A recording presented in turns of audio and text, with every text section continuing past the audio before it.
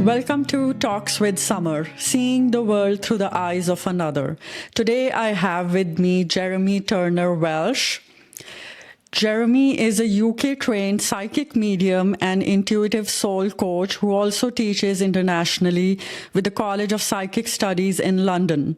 He grew up in the mystical town of Glastonbury, surrounded by spiritual traditions, and began exploring meditation, tarot, and astrology in his teens. After a career in acting in his 20s and 15 years as a registered therapist, Jeremy dedicated himself to mediumship, training at some of the most respected institutions in the field, including the College of Psychic Studies and then the Arthur Findlay College in UK. Currently, he shares his gifts through readings, coaching, and teaching evidential mediumship in Canada and around the world, bringing comfort, clarity, and a deeper connection to the spirit world for people everywhere. Welcome, Jeremy. Tell us a little bit about yourself. Hi there, welcome. It's really good to be here, actually. That was wonderful listening to that. It sounded very impressive. Well, after that great introduction, you have covered main aspects and elements of my life. I feel that I'm someone who's been fortunate enough to always do something that I've been very passionate about. And I think that's because most of my professional work in life has come out of my own personal journey and my sometimes struggle to try and make sense of the world and what's happening, and to navigate a life that feels like it has the meaning and the connection and the purpose that I'm striving for. So it's a life that has taken me to explore and enjoy several careers along the way that I feel in some ways are all interconnected. And I'm at a very fortunate stage in my life now where I'm a British man living in Canada and very much enjoying my time here. And I'm able still to do something I feel incredibly passionate about, and to be lucky enough to call this my work, my job, and also to be blessed with a lovely family and a wonderful life and garden. So I have an awful lot to be grateful for, and very much aware of the long journey that I've been through to get to this point as well. Before I go more into the mediumship aspect of things, because it's very close to my heart also, I want to ask you about your childhood. Where did you grow up? And tell us a little bit about your childhood days. Yeah, well, you touched on the fact that I grew up in Glastonbury, which is a very mystical town and place, steeped in legend. It was at one point underwater, and it was said to have been a main port from Atlantis. It's also a place where King Arthur is said to have been buried, although I have to acknowledge he has said to have been buried in several places. It's also where some of the churches were dissolved during the reign of Henry VIII. So it's steeped in that as well. And also it's where Joseph of Arimathea, Jesus's uncle, was said also to have travelled and planted his staff in the ground on Wirral Hill, which then sprouted and turned into the holy thorn tree, which flowered once a year. So there are many kind of myths and legends that have surrounded Glastonbury, as well as it being very well known now for a music festival, which is just outside. So in some ways it feels quite apt that that's where I grew up, given my spiritual outlook, even from a very early age. However, that wasn't necessarily reflected in my family. For me, growing up there was about building dens in the garden and going out on my bike and cycling round the lanes and enjoying, I guess, the natural world and the countryside in a very innocent way, as you do. As I got older, I felt perhaps slightly more isolated. I didn't have an awful lot of friends that were in the local area. So then, it doesn't become a place of great stimulation socially. So it was a lovely place to be early on, but it was also then a lovely place for me to be able to leave and explore other things and come back to when I come to visit family. So moving on, what motivated you to do what you do? Or in other words, how did you take this path in life that you are on now? I think, like many of us, my path was probably set from circumstances in my life that set me on a particular journey, a journey often to try and make sense of them, a journey often to try and ameliorate the difficulties and challenges that I was experiencing. And I would say that part of that I became aware of actually when I was training to be a psychotherapist and I was speaking to my therapist, because you have to be in therapy when you're training.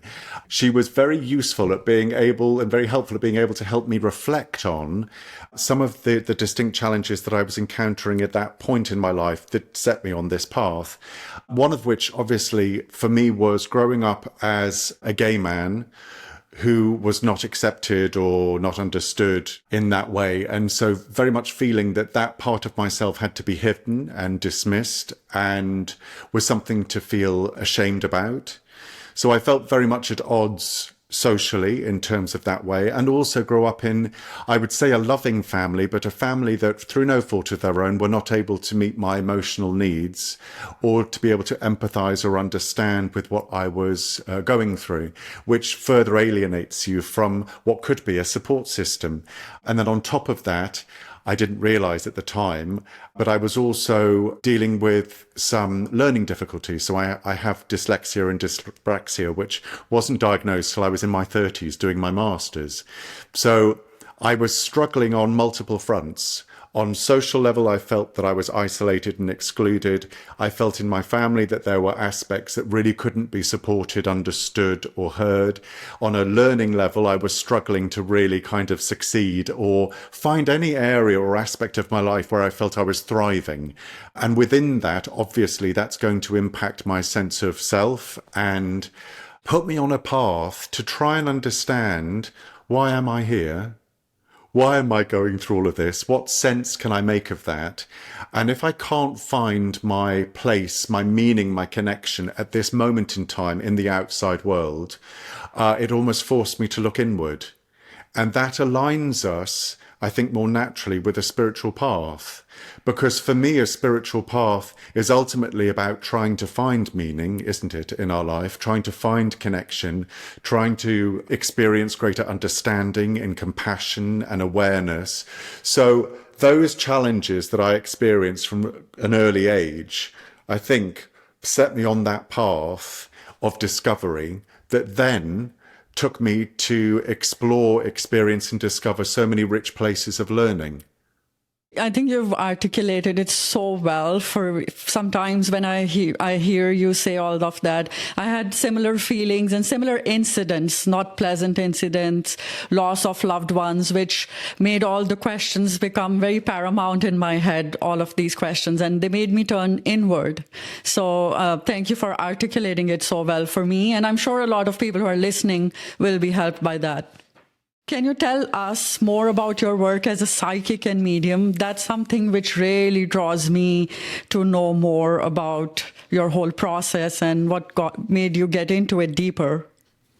Yes. One of the things that I would say to begin with is, and I know I'm not alone in this, I do believe that mediumship has the potential to be a healing art.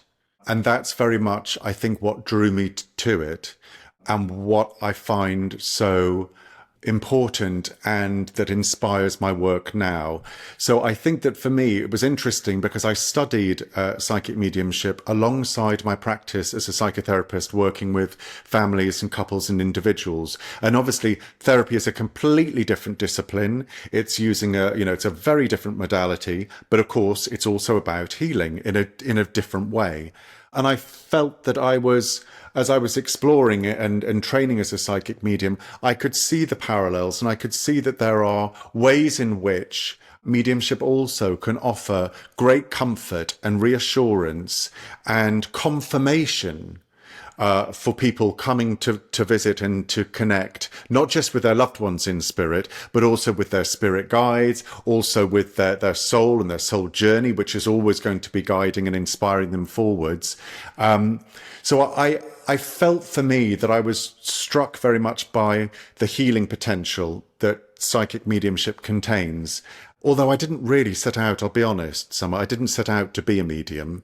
I was really, if I'm honest, just wanting to further develop and hone my natural intuitive abilities. And out of that, I found that after, studying, mediumship was something that naturally evolved and came out of that. And then I think it was my mediumship tutor at the time. She said, well, dear, you are a medium. And then I was put forwards to be a probationary consultant at the College of Psychic Studies, where I was training at the time. And I gave some readings for members of the executive committee, as you do, and I passed that. And then I was invited to give practice readings for members of the public. And they were all evaluated. And at the end of that long period of evaluation, I was invited to be a consultant at the College of Psychic Studies. And so that really saw me then step into working professionally as a psychic medium, which has continued to grow over the years since then. And obviously now I run my own private practice as well, and I teach and I travel, as you've mentioned, around Canada and in the UK and Germany, and that's expanding outwards. And obviously online, I'm able to work globally with people who connect for one-to-one readings or for my classes. So it's something that organically grew, and I feel really connects in with my passion for being of service to other people. So a question which just came to my mind as you were answering was, and I've thought about this a lot, that with some of the abilities which I am coming to know more about myself too. And I often try to think that, am I really gifted with those abilities, or am I more open to knowing more about myself? And that is the reason I'm more open and the information comes in. So I wanted to know your perspective. Do you feel that a certain person is gifted with a certain ability, or is it we ourselves who are curious and more open, and then our exploration and curiosity make us more open towards that certain side of life? I think it's a blend of the two. You've touched on one of the misconceptions, I think, about mediumship, which is that it's something that has to be innate. It can't be taught or it can't be learned, and that isn't true. It absolutely can be. And even for many people that demonstrate natural mediumistic abilities, many of whom, I experience and enjoy teaching in my classes, they come with that natural ability, but what they're needing to develop is the ability to hone those skills, to not just be able to connect, for example, with the spirit world, but to be able to sustain that connection for an entire reading. To bring forward the depth and breadth of information and message that's wanting to be conveyed. So that's something that even if we have a natural ability, we're often needing to hone. It's a skill that we need to hone. You mentioned something else that I also feel is really important, because I do feel that mediumship sometimes is almost a natural byproduct from healing ourselves.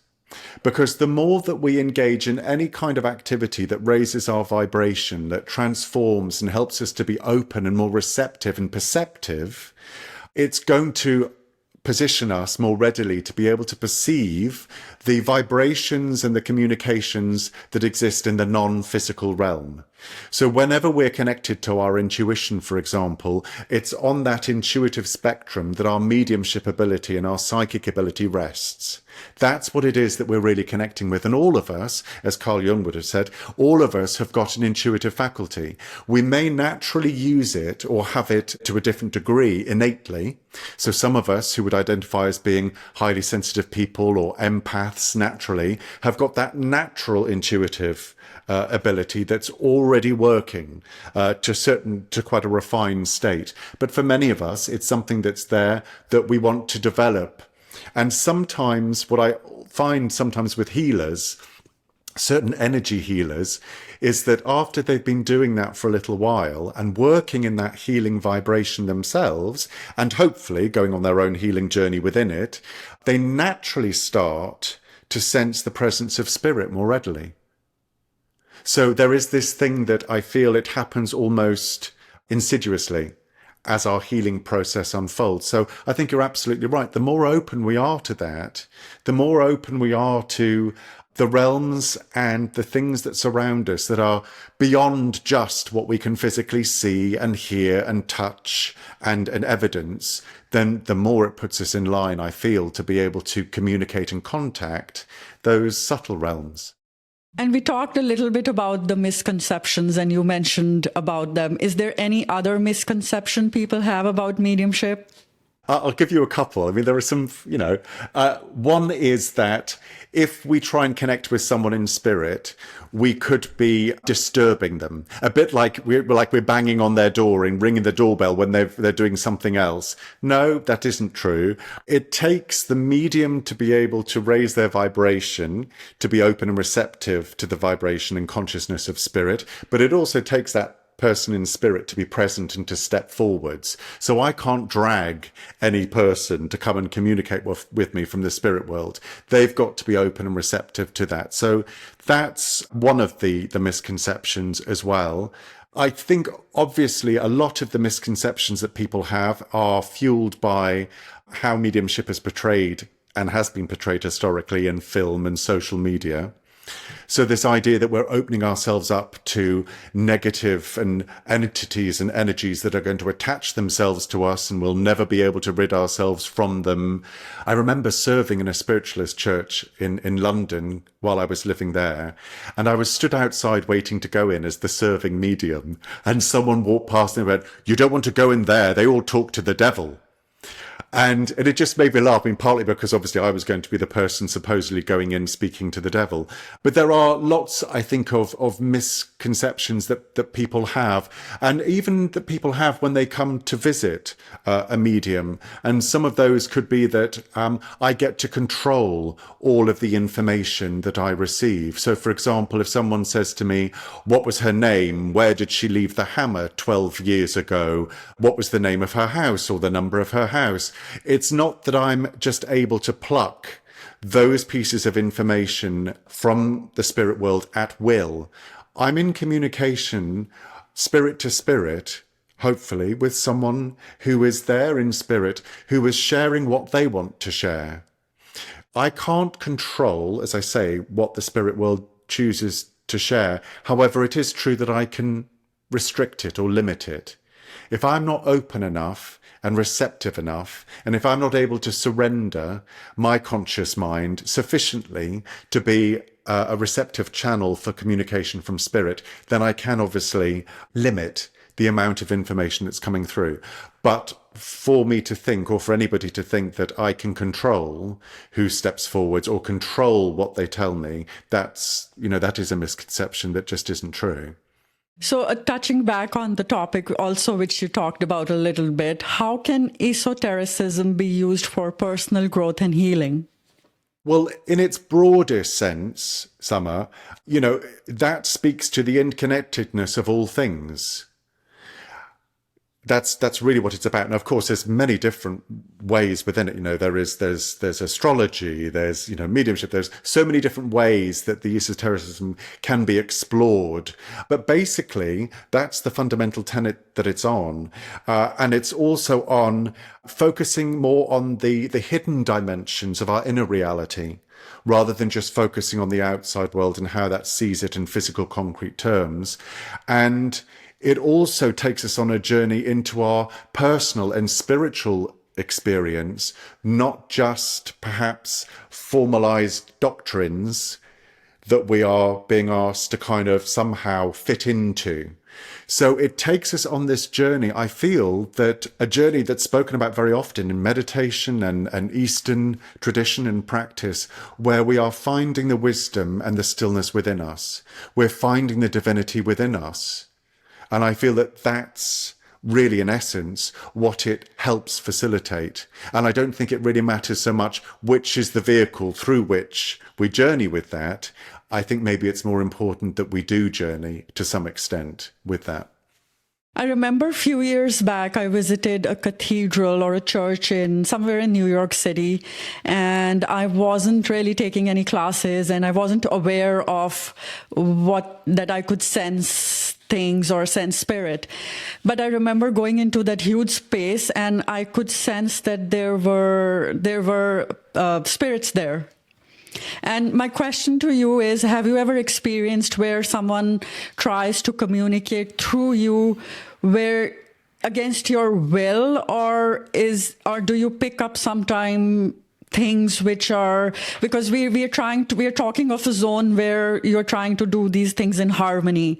Someone willingly steps forward and you willingly give their message forward. But has there ever been an experience which is otherwise, where you are not willing to give the message through and the spirit is trying to come through to pass the message, or you sense something which could be a little bit on the negative side? Not in the way in which you've described. However, I have experienced being in environments where I've sensed energy and I've sensed, I don't like the word entities, I'm just going to say energy, that I didn't want to connect with, that I didn't want to lean into, that I didn't want to communicate with. But I've never felt that I was either being forced into that, or that, I wasn't then able to say, well, I'm just stepping away and I'm choosing not to. And I feel that that's something very much that some of my students do encounter, this fear. So for some people that have got a natural sensitivity, they may come to mediumship wanting to connect with the spirit world, but also having this fear of, but I don't feel I control it. And what am I connecting with? And do I get to choose what I connect with?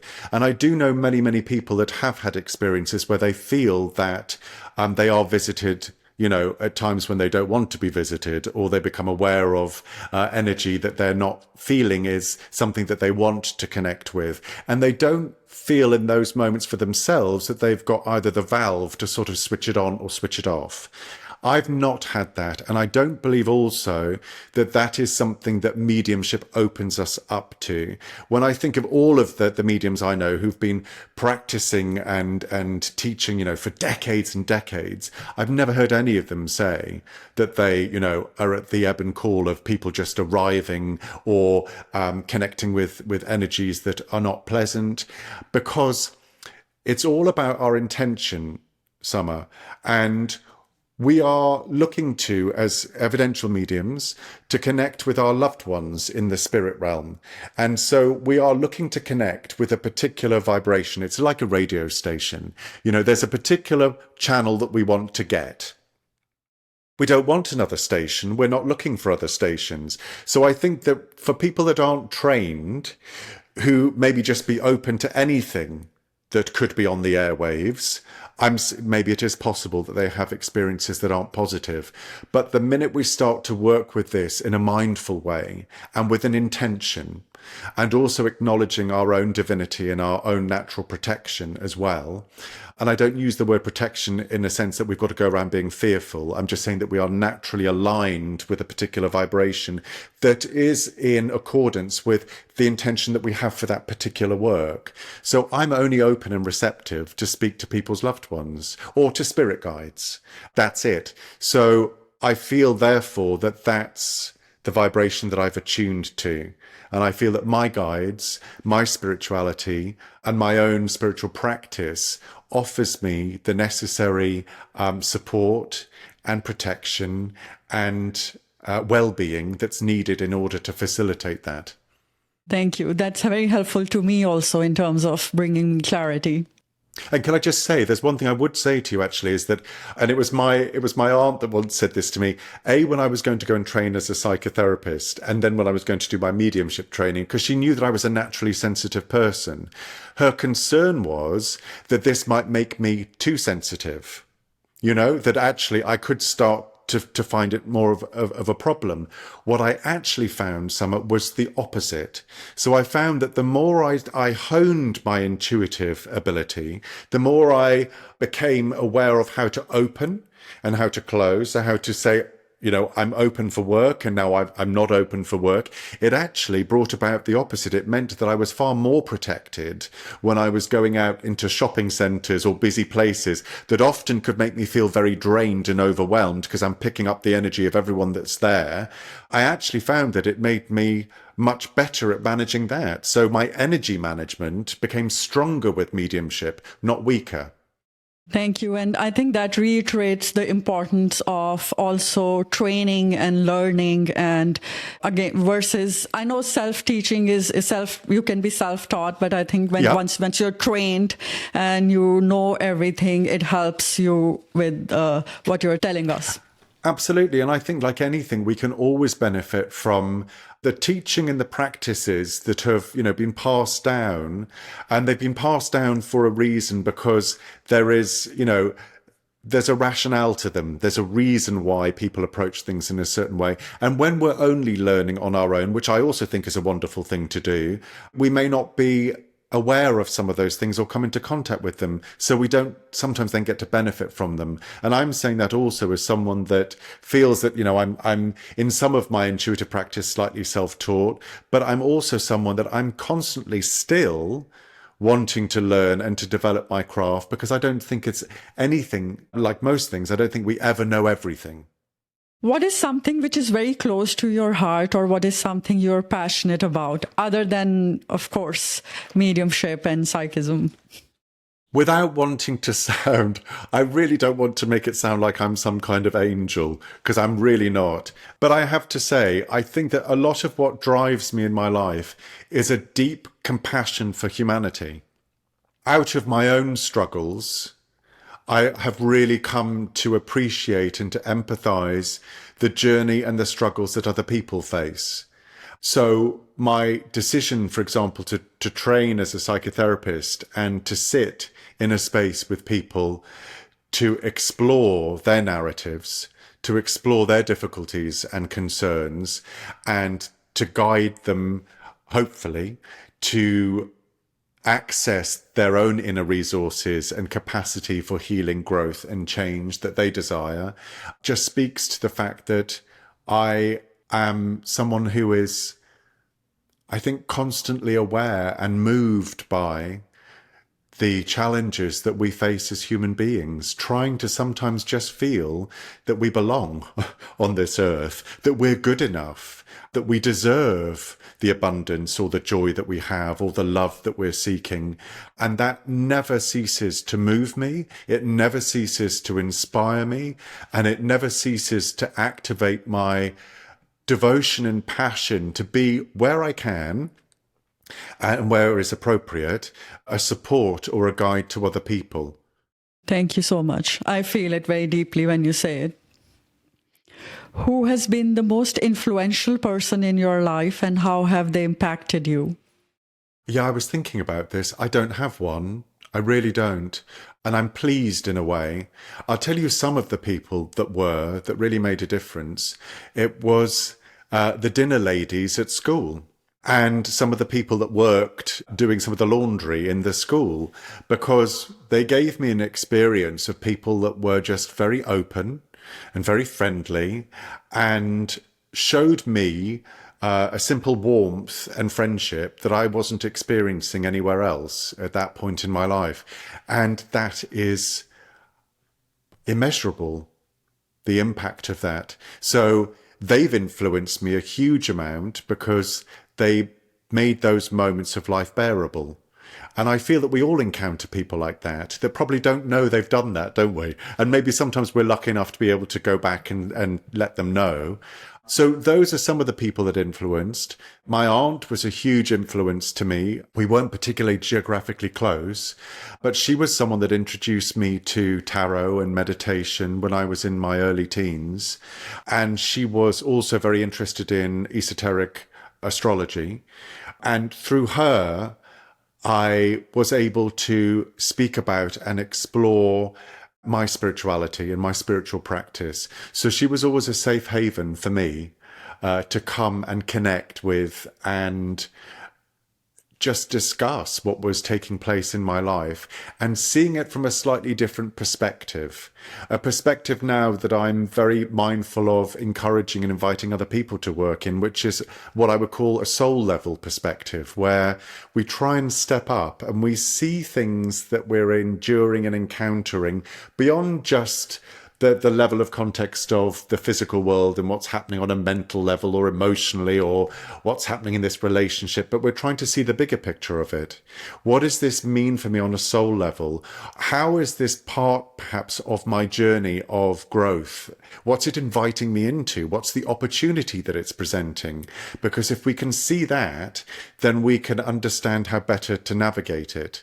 So again, I'm eternally grateful for her and all of the people I've met along the way that have given me that space to explore and share those ideas, those learnings, and those moments of just being able to come and rest like a bird with a bit maybe of a broken wing and just work things out and then fly off again. So I'm immensely grateful to many people in my life. And as you may also have experienced, I'm sure, some of them just appear when we most need them.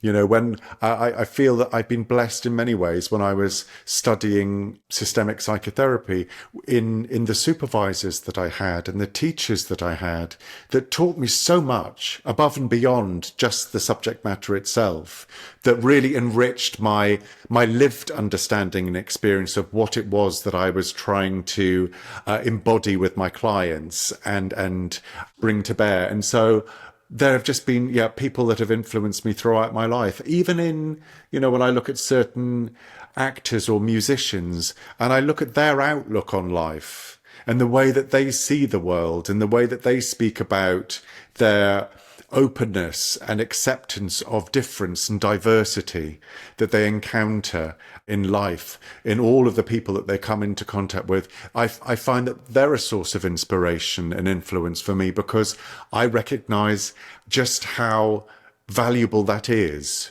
for us to be able to move beyond the limitations of, well, you're not quite the same as me, therefore I don't know how to relate to you, or I've got a problem, or, it's not how I want it to be. And I feel that I'm constantly influenced and inspired by other people that demonstrate an unconditional love, for want of a better word, that moves beyond just the physical here and now and our backgrounds. Is there any advice you would give your younger self looking back at your life now? This is a tricky one, Sam. I'll tell you why. Because having said everything that I've said, I genuinely believe that my happiness today, my understanding today, and what I'm able to do today is based on everything that my younger self went through. So I'd be mindful of saying too much that stops them having to go through the journey through which the riches came about.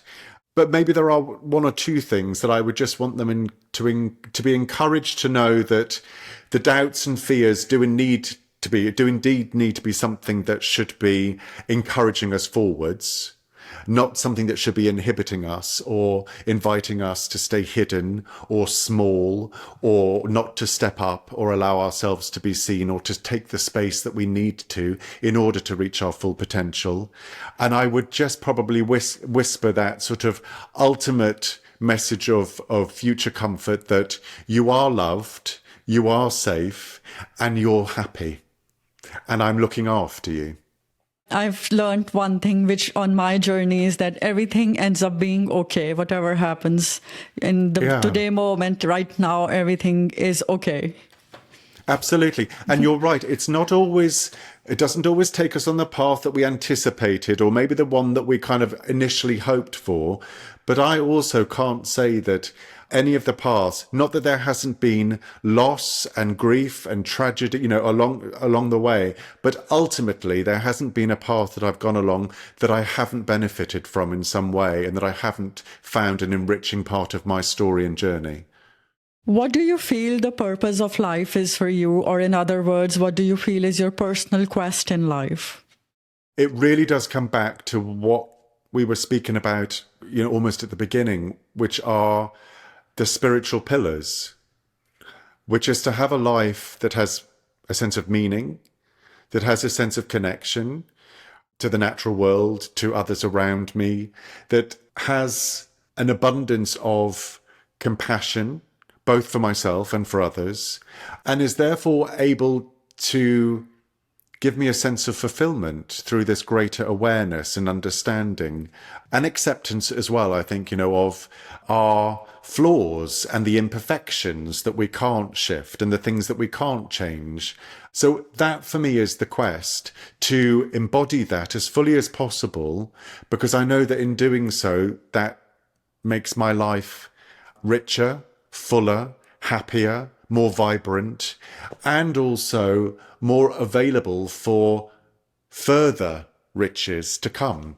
So it really is, that is my quest. And you know, as you would, I'm sure you know, in your journey as well, that's a constant journey of having to check ourselves, having to revisit the things that we thought we'd learnt and that we'd dealt with that want to re-show themselves, you know, whether it's the impulse to people please or whether it's the impulse to avoid difficult situations because we're frightened that, you know, that could mean the end of a connection or something. So constantly it's asking us to, or it's asking me certainly, to revisit those things and to have to reflect on where I am and to keep learning and to keep growing, and to recognize that I don't certainly feel it's a place that we get to and we suddenly go, well, I know everything now, I've got there.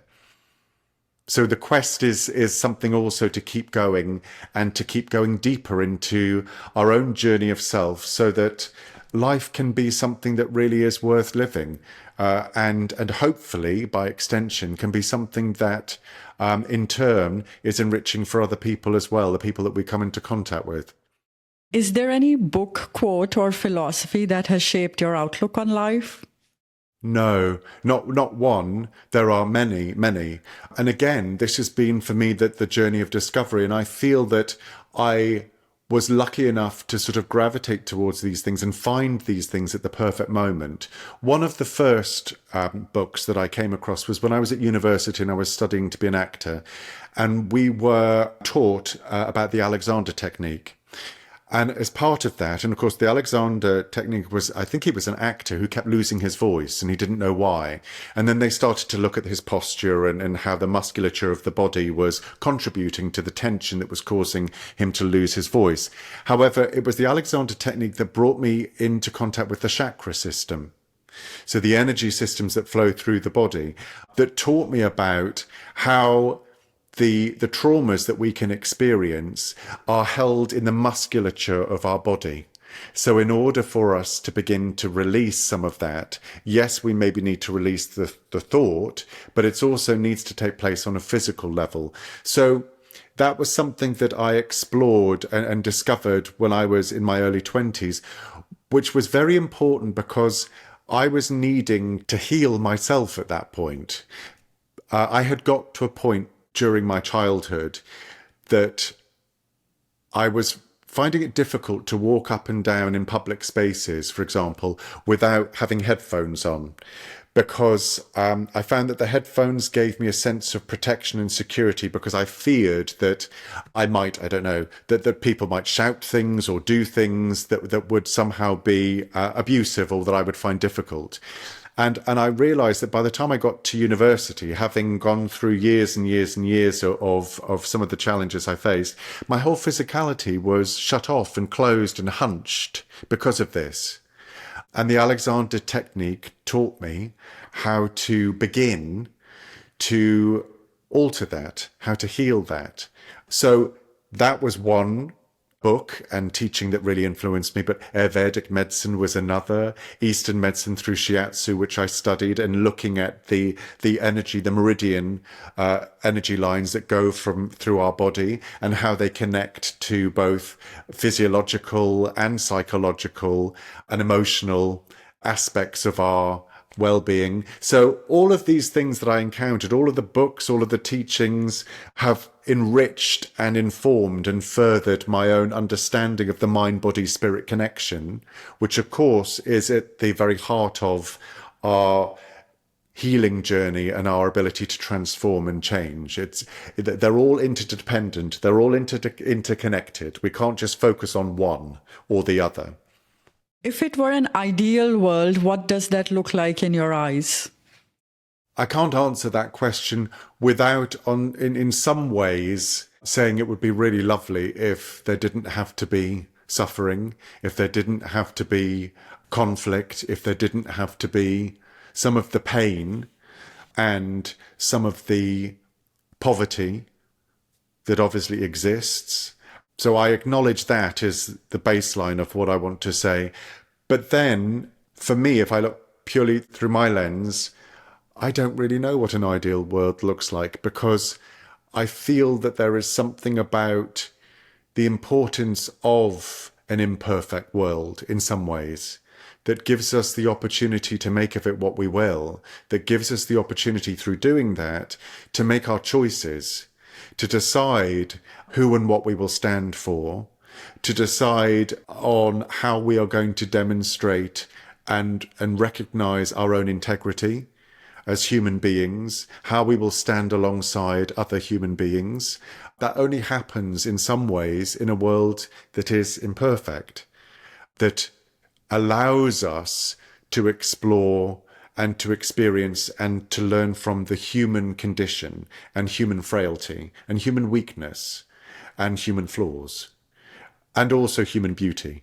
So in a sense, the ideal world is one where we are to some extent allowed to do that in a way in which hopefully all of us, not just the select few, but all of us could come away at the end of it with a sense of peace and a sense of meaning and a sense of feeling loved and also loving self and recognizing our worth.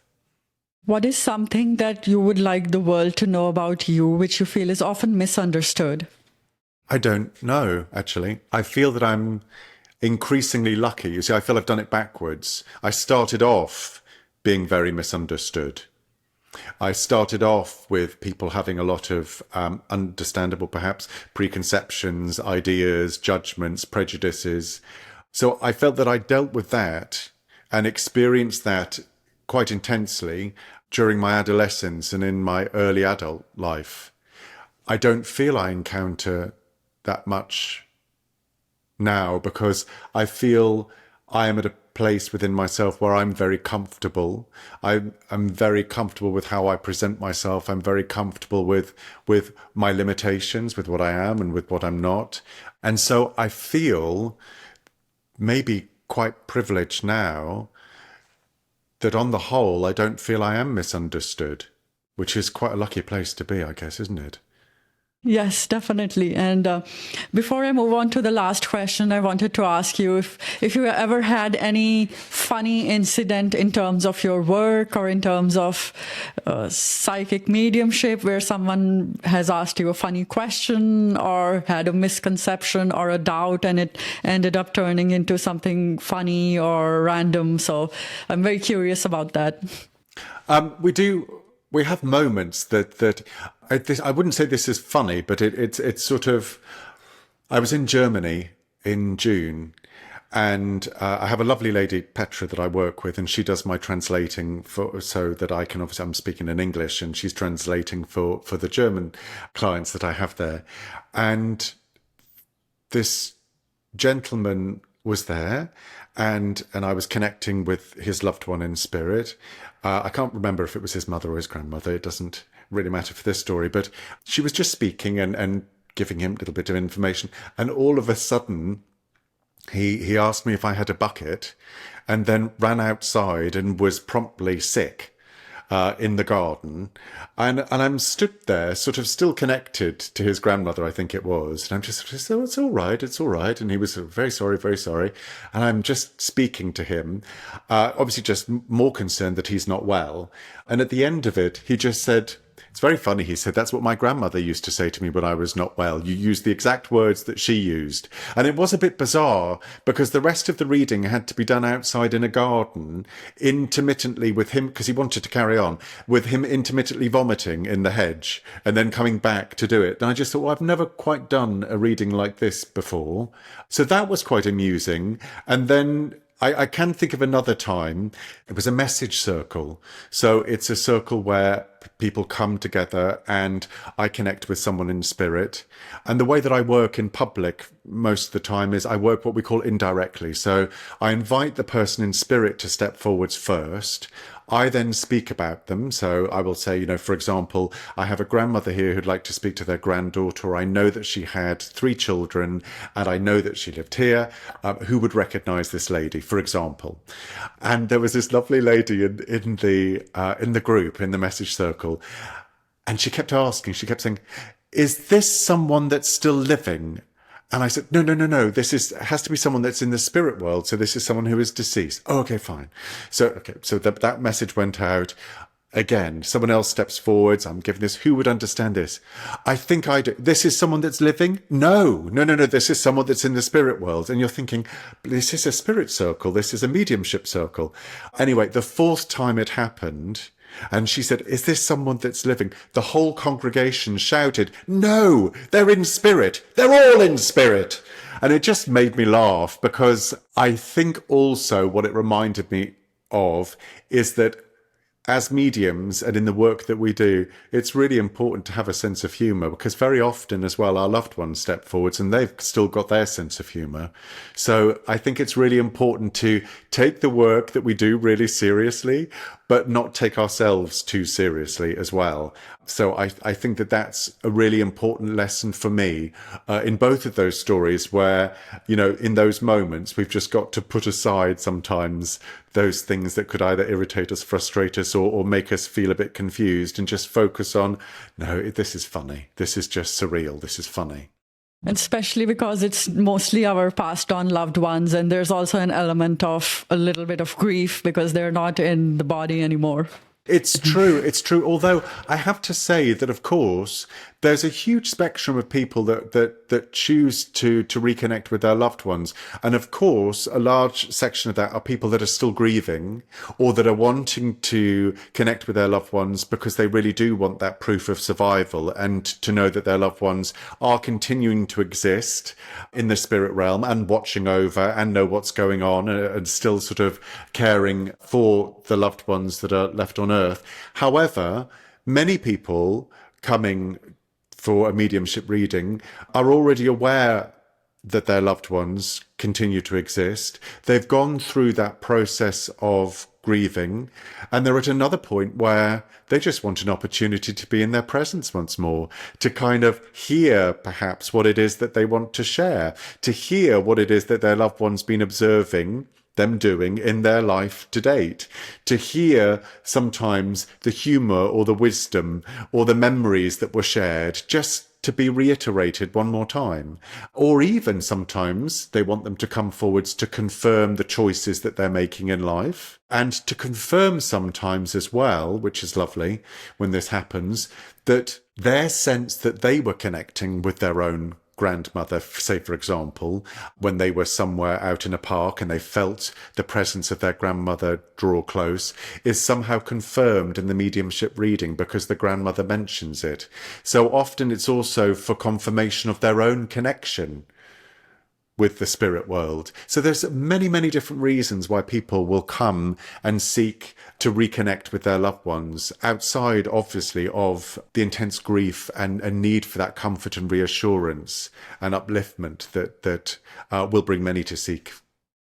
From your entire journey in life so far, what would you like to share with our listeners which you feel would be helpful to them?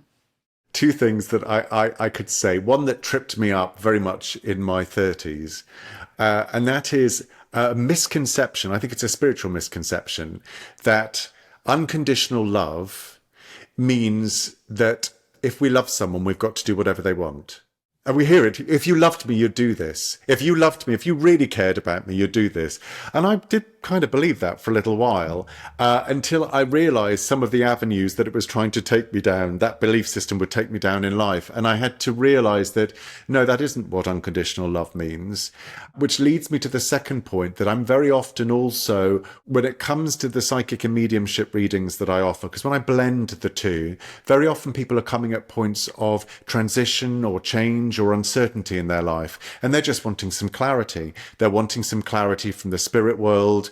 They're wanting some clarity maybe from their soul, from their loved ones. And very often they can come sometimes with this sense of, what should I do? What job should I do? What should I do with this relationship? What should I be doing with my life? And I'm reminded time and time again that I don't feel our soul and our purpose and our reason for being here really aligns with the should. I feel that we have to be reminded that our soul and every soul is here to evolve and to learn and to grow and to be nourished and to be nurtured in some way. So we're not here just to be the servers of others. We're not just here to prioritize the needs of everyone else to the detriment of our own. And that our soul has got a desire for us. And if we connect with our own intuitive voice within, it will tell us what we want and what we desire, and that is as important as trying to find what we should be doing, which can pull us off track to what our potential is and where we're being asked to go. And it can sometimes also perpetuate a sense that it's wrong to put my needs first. It's wrong to give myself what I want because it may disappoint someone else, or it may not fit in with what they need in that moment in time. And I'm not saying that we need to walk around and always be selfish and never think of other people, but it has to be a balance. So I would invite and encourage everyone to believe that you all, and we all, have a reason for being here that is connected to our own soul journey in this lifetime. It's not just that I'm here to serve or to further someone else's journey with it being at cost to my own. So I feel it's just to hold those two things in mind, because sometimes that can make it easier for people to acknowledge for themselves what it is that they truly desire, that they may be struggling to own, or to feel that they can give it to themselves because they don't feel either that they deserve it, or they don't feel that it's all right because it may have implications for someone else, and that it may be construed as being selfish, which isn't the case. I've felt this a lot over the past few years. I've felt that people make you feel a little selfish, and there's a sense of sacrifice which is expected from a human being to be considered to a good person, which I find very strange, because I feel like, but I'm also important. And that's been a learning for me also. But I've noticed it all around, that how unconditional love is used so glibly. People say, I want unconditional love. And I think in my head that first we need to give it to ourselves. Absolutely. I mean, it's such a familiar saying that if we can't love ourselves and if we can't give it to us, how can we truly give it to other people? And I think, what you touched on as well is really true. There are moments where we do perhaps need to put the needs of others, a little bit above our own. There are roles, for parents, who've got young dependent children. Yes, there are going to be many times that your needs are kind of put to one side for a little while. However, it's not something that is or should become habitual. It's something that is relative to the context and the situation that we're in. So there may be moments where it's most appropriate to do this, or it feels right to do that. But the minute it just feels like it becomes a default pattern or a setting, that's where we have to be really mindful that we're perhaps moving into an extreme, and it's going to be at cost to our own journey and growth. And if that is the case, and we're not able to thrive and we're not able to flourish as human beings, then we will also have less available and less to offer all of those who may be in our care, all of those that we relate to, all of those that we're in relationship with, and all of those who we may be able to support or interact with in some way. And I wanted to say thank you so much. Those were all my questions. And I don't know, you don't know about this, but yours was the first class I took, which kickstarted my journey into mediumship and into the psychic zone. So thank you so much for agreeing to do this. It's my honor. This mediumship is very close to my heart. And when you said yes to doing this interview, I was most happy. And this has been life-changing for me. And I'm so sure people who are listening and who have an orientation towards this side of things are going to learn so much from this interview today. So thank you, Jeremy. Well, thank you very much. And it was an absolute honor to have you in class as well. And one of the reasons that I was so pleased to do this interview with you is because I did listen to your other podcasts, and obviously I have met you a little bit, and I just really admire and your energy, your spirit, your perspective. So it's been an absolute pleasure to meet and speak with you, and I've really enjoyed visiting the questions and thinking about the things that you've inspired me to kind of consider and to articulate. So thank you very much. I've really enjoyed this.